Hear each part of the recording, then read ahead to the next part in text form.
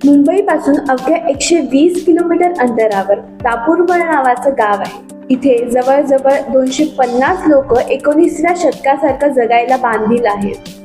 या गावात न रस्ता आहे, न शाळा, न दवाखाना.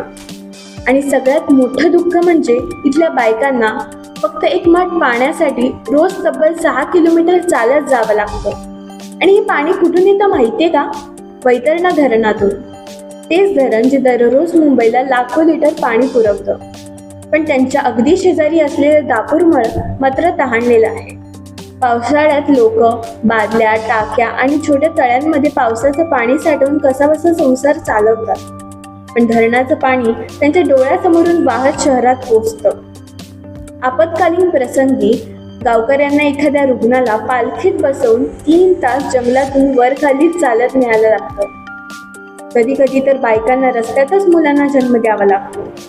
सरकार लाखो कोटींचा एक्सप्रेस वे उभारू शकतो, मग दापूरमळ सारख्या गावात एक साधा रस्ता बांधणं इतकं कठीण आहे का? हा रस्ता खरंच लोकांसाठी होणार आहे की मतदानासाठी? तुम्हाला काय वाटतं हे कमेंट्समध्ये नक्की सांगा. आणि अशाच अपडेटसाठी फॉलो करा भारत 24/7.